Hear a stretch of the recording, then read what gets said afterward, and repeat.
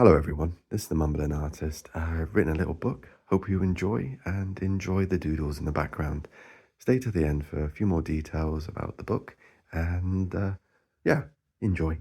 Right. The Wyld Children by the Mumbling Artist. That's me. Prelude, a stroll to their doom. Ah, Dristan, you vile, villainous toad.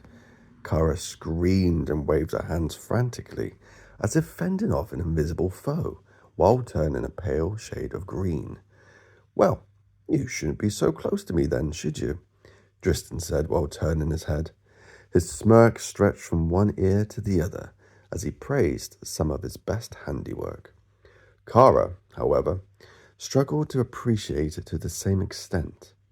Anyway, hurry up. We got some killing to do. Tristan spoke in a much less jovial tone. Think you might have already killed Kara. Bjorn's meager voice crept from the dense woodland foliage, passing a retching Kara who had stopped to try to get some fresh air, while she tried to think of one good reason not to stick her boot up you-know-what of Dristan's. Dristan readjusted his heavy-set backpack that he shouldered and marched forward up the hill with purpose. The others now followed at a safer distance, but marched just as purposely as their flatulent leader.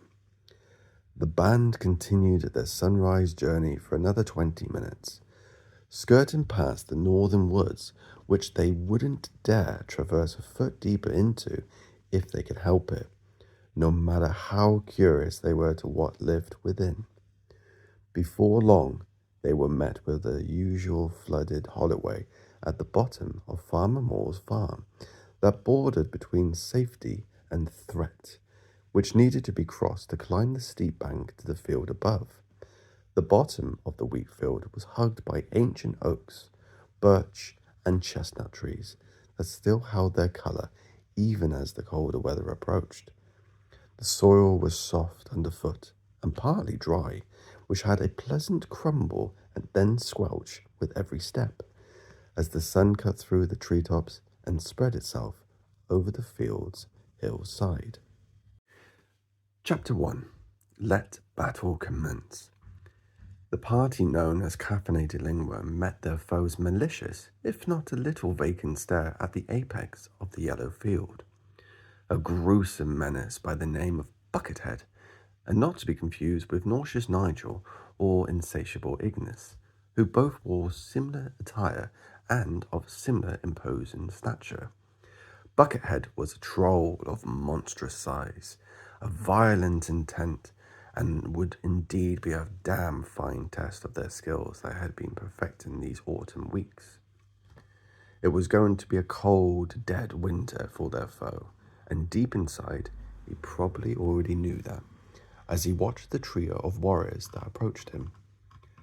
Kara, the band's rogue, was always armed with 2 blades, which was all she needed. Her left hand loosely held a filleted knife which had a slight aroma of fish, while her right hand gripped ever so tightly the same knife she was found with as a child. But more about that later. Dristan, the band's resident knight in training, armed with a well-worn shield to keep others at bay, which in fact reflected his demeanour quite well, as his demeanour was that of a cantankerous old goat, and braced the hardened steel and wood tightly to his chest, preparing himself for the foe at hand. And then there was Bjorn, who sported a bird's nest haircut and gentle features, and the band's sharpest of sharpest shooters, who would aid his allies in delivering the killing blow, of course. Kara darted, then twisted, and turned with precision of a fox as she stalked her prey, while Dristan charged headforth into the jaws of the beast itself, but not literally. Simultaneously, Bjorn awaited his orders, which he would carry out effortlessly, and the result being nothing less than heroic. But deep inside, that's what he wanted to be more than anything, a hero. Bjorn's orders from Dristan were clear as Buckethead was inaudiently dim. Stay down, stay back. Unfortunately, however, as explicit as those words were, Bjorn needed to do more than simply hide. Bjorn was a little chap. He had nearly met 14 winters, but given the look of the pale twig of a boy, you'd be hard-pressed to say he'd passed 12. That said, even though he looked like a strong breeze from the north might knock his sparrow legs from beneath him, he had the heart of a bear and was eager to show his grit, no matter the high possibility of it all going dreadfully wrong, as it often did. "Flank, Kara," barked Driston. His voice was booming as it was annoying, in not so equal measures. "What does flank mean?" Kara spelled out through the narrow gap in her sharp porcelain teeth. Her pointed grey face scrunched so much that even her long ears twitched with irritation. "Not all of us speak military, son of a guardsman," Kara went on to not so subtly reminding him. Driston hated being reminded of his father. He was an unlikable captain of the guard and controlled the gated bridge, the only way in or out of the walled city by carriage or by boat. Well, that was the case until a fisherman found a small knapsack with Kara in it 10 winters back, washed up on the shore of the docks. Her showing up caused a monumental carriage crash of problem, much to Driston's father's displeasure, as the captain loathed being proved of his failings, and an infant elf suddenly appearing in what was deemed as the most secure city in these lands certainly did prove a great many failings of his. "It means," shouted Driston, which he immediately regretted, then softened promptly as the daggers in Kara's hands weren't the most dangerous thing about her. "It means cut around the side of the troll while I go up the front so we don't become its dinner. If that's okay with you, that is." His tone had wisely softened, though he still managed to irk Kara effortlessly. It was well known in caffeinated Lingworm that Driston had 3 incredible talents. The first of which was that he was calculated and saw every battle, maneuver, or problem as a game of chess. The second was that he had been blessed with his mother's piercing blue, almost grey eyes.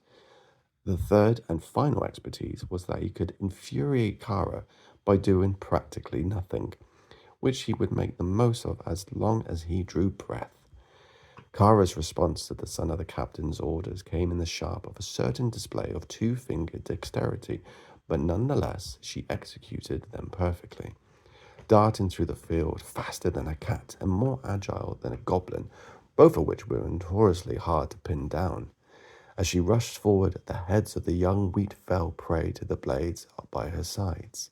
As she came within distance of her quarry, "Oi, you ugly git!" Kara chanted repeatedly as she blurred past the beast, fish hooking its attention. "Your turn now, Bjorn. Show this overgrown slug what you got." Kara's voice had always been a mystery to Bjorn. Even the harshest of words that left her lips sounded like honey wine to him. Unless she was speaking to Driston, of course. Then it was less like honey wine and more like ogre urine mixed with worm venom. In quick disagreement with Kara's encouraging statement, a familiar and over-demanding voice shouted once more at Bjorn, "Stay down, stay back." And how is Bjorn gonna gain experience from watching? The sweet and sour voice of Kara questioned as she circled back around the large, slightly baffled, and very angry opponent. Bjorn took heed of Kara's inspiring, yet probably misguided confidence in him and stumbled to his feet, much like a newborn deer would, though slightly less eloquently. The green-eyed, gangly teen in disguise got his footing, took a strong stance, though strong was relative at this point, and gripped his bow firmly, reached into his quiver that sat waiting on his thigh, and in a seamless action fed an arrow through his fingers, neatly resting against the fresh yew shaft, and aimed at a gap in Buckethead's bucket. His arrow was starving, and surely wouldn't miss its next meal. He heard Driston's favourite 4 words once more, but all that resided in his heart was that of Kara's certainty in his ability. Bjorn thought about how unaware his foe was to what was coming for him. Death at Bjorn's arrow's point. Buckethead's final vision would be that of looking at Bjorn's triumphant posture and mightiness as his comrades cheered for him and his archery prowess. Bjorn the mighty, Bjorn the great, Bjorn the delusional, added Dristin, as Bjorn, unbeknown to him, had clearly been speaking out loud the entire time.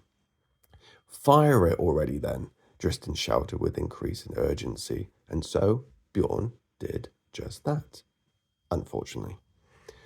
The arrow missed the bucket-wearing beastie by a smidge. Well, in fact, it missed by an impressive number of smidges, and instead hurtled towards Dristin, barely missing his head and spurring on their fearless leader, Dristin to yelp 4 new words that Kara found highly entertaining. Are you insane, Bjorn? In more of a statement and less of a question sort of way. Such a squeal is hardly befitting for a proud son of a captain, eh?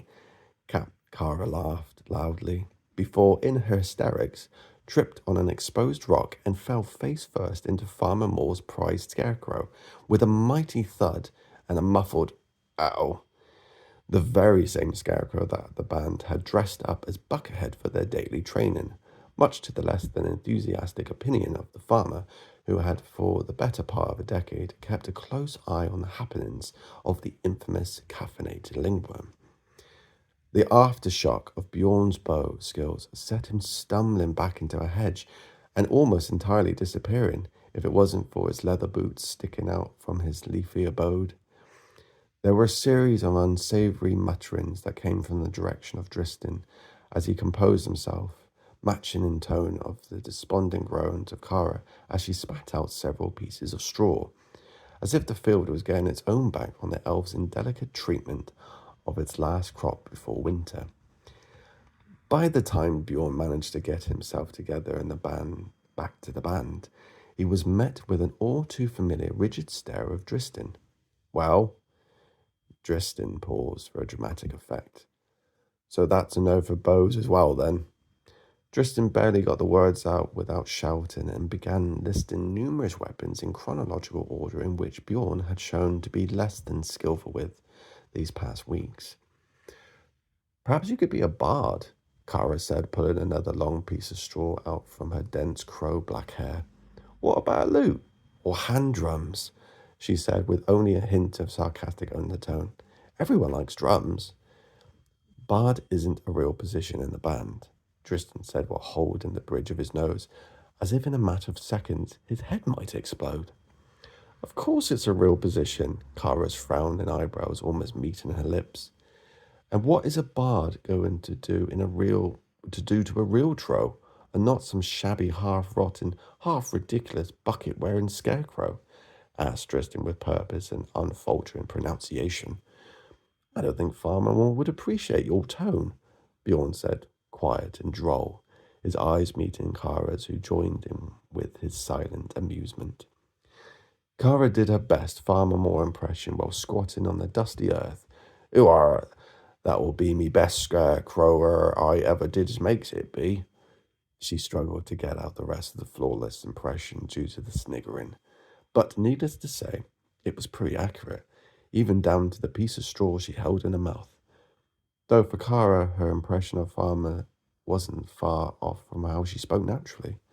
Growing up on the docks and all, you pick up a certain rough around the edges twang. No bards, Dristin stated in an end of conversation tone as he grabbed his bag and paused, waiting for the others to join him. Kara got back to her feet from her perch and gave Bjorn the kind of smile a big sister would give. You'll find your footing, little fawn, fear not.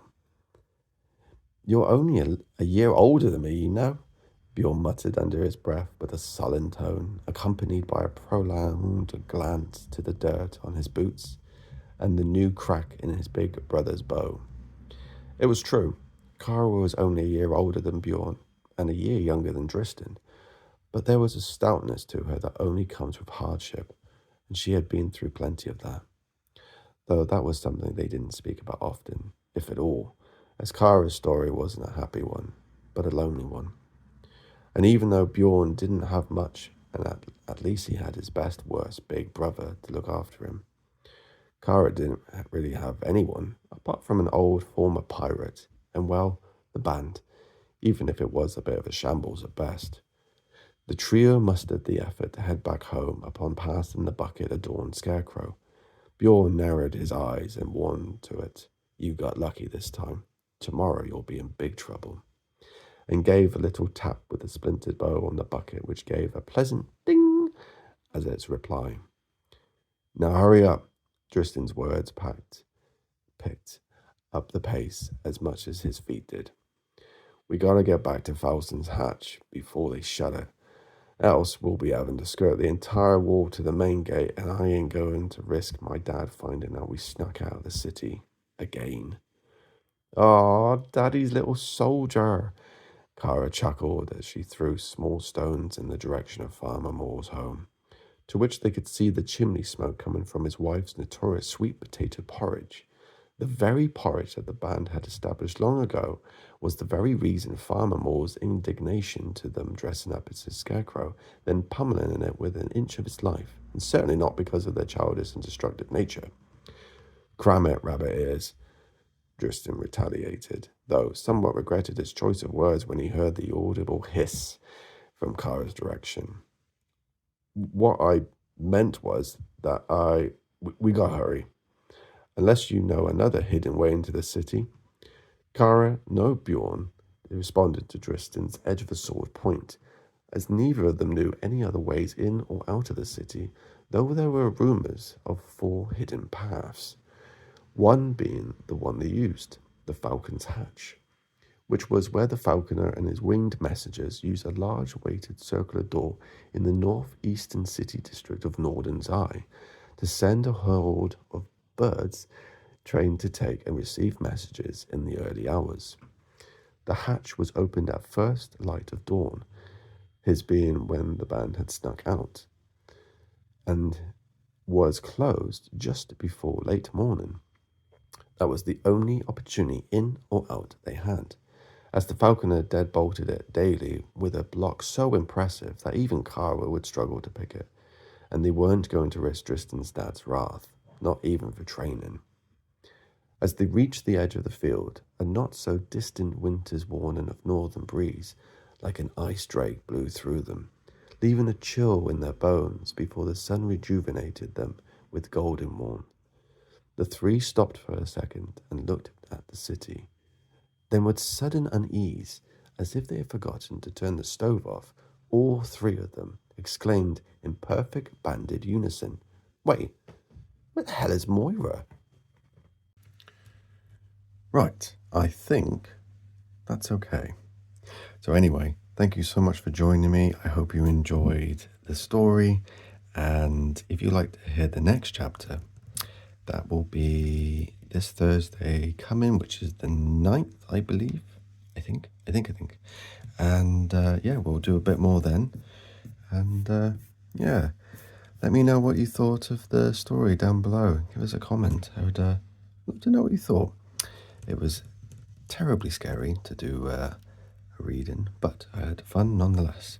And also, thank you so much for everyone, and thank you so much for everyone that comes and joins us, and our patrons. The free transcript of the book will be on Patreon very soon, very, very soon. So you can go have a little read there if you like. And there was something else. What was it? You know what? I forgot. But thank you to everyone, and I hope you have a wonderful day. Take care. Bye.